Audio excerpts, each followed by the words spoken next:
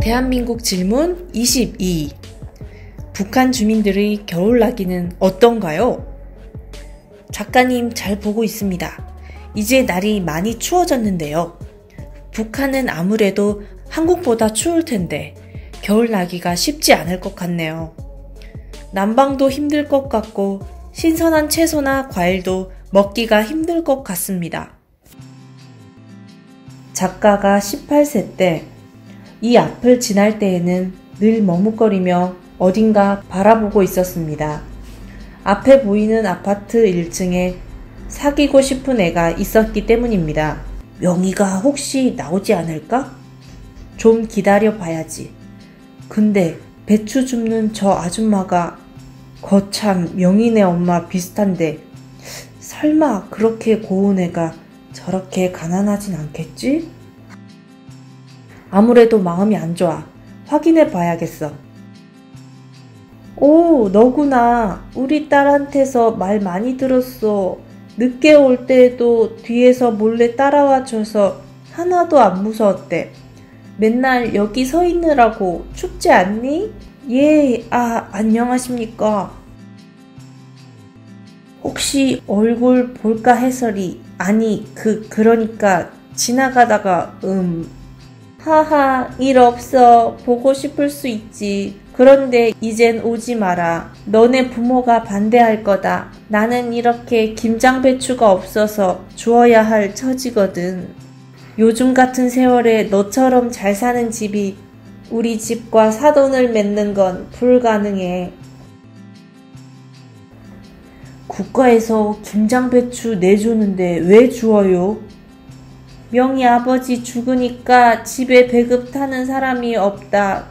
너네처럼 장사라도 할 줄 알면 돈 주고 사겠건만. 휴. 김치가 겨울 식량인데 어쩌지? 방법이 없을까? 북한에서 겨울 김장을 못하면 정말 큰일입니다. 김치 외에는 먹을 것이 별로 없기 때문입니다. 그날 밤 평양시 랑랑구역 협동농장 배추밭 경비 움막. 오, 추워. 이렇게 추운데 경비 아바이 있나? 누구요? 왜 그러? 저 아바이 수고 많습니다. 깜짝이야. 요즘 특별 경비 주간이어서 경비 잘 서나 검열 나온 줄 알았다.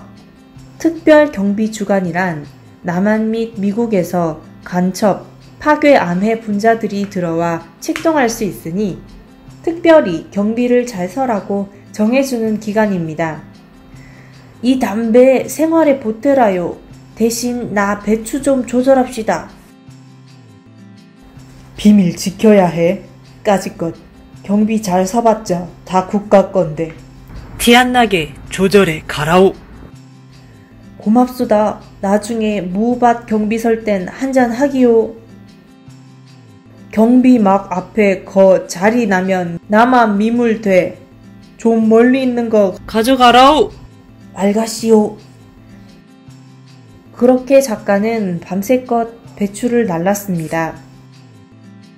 어머, 이게 꾸미가 생시가 하룻밤새 이게 웬일이야요? 어린 게 남자라고 겨울 식량을 마련해 줬구나. 고마워서 어쩌냐. 빨리 오빠 깨워서 따뜻한 데서 좀 쉬게 해라. 북한 주민들이 제일 힘든 시기는 겨울입니다. 특히 평양 주민들의 고통은 지방 사람들에 비해 더 큽니다. 우선 집안이 너무 춥습니다. 평양의 집들은 불을 뗄 수 없게 설계되어서 노약자나 어린아이는 동상에 걸립니다. 그래서 방 안에 비닐하우스를 만들고 뜨거운 물주머니를 안고 잡니다. 겨울이면 온수가 돌지 않고 전기도 안 와 얼어버립니다. 하지만 지방의 집들은 고들골이 있어 불을 뗄 수 있습니다. 다음은 물 고생입니다. 수도는 얼고 전기도 안 나오기 때문에 물이 있는 곳까지 찾아다닙니다. 보통 간부집이나 배전소 주변 수도가 물이 잘 나오는데 여기 길은 물을 흘려 늘 얼어있어 조심해야 합니다. 물 기를 때 고통스러운 것은 항상 줄이 길게 늘어서 있는 것입니다. 전기가 끊기면 물도 끊겨서 계속 기다려야 하기 때문입니다. 그래서 밤이면 교대로 줄을 서면서 잠을 잤습니다. 그만큼 물이 귀중하니까요. 제일 고생스러운 것은 춥고 배고픈데 무보수 일까지 해야 하는 것입니다. 북한은 사람을 늘 바쁘게 합니다. 계속 사회 동원이요, 전투요 하면서 불러냅니다. 모든 이유는 김정은의 말씀을 관철해야 하기 때문이라는 것이죠.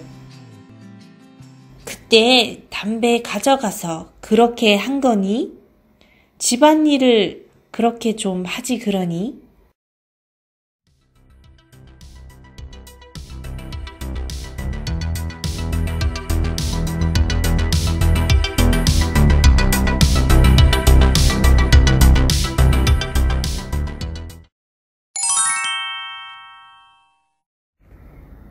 동방의 등불.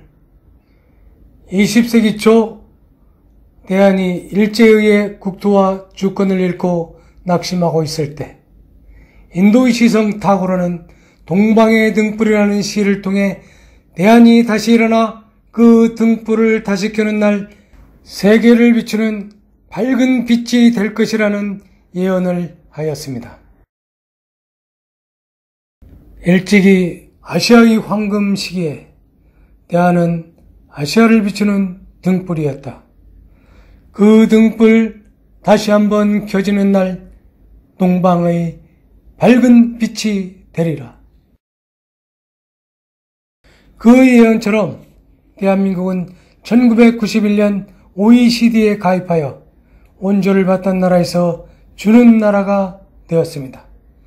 이를 보고 미국의 석각 노암 촘스키는 대한민국은 일제의 암울한 시대를 극복하고 동족 상잔의 비극도 넘어 세계 역사에 유례없이 짧은 기간에 경제발전과 민주주의 두 마리 토끼를 다 잡았다고 극찬하였습니다.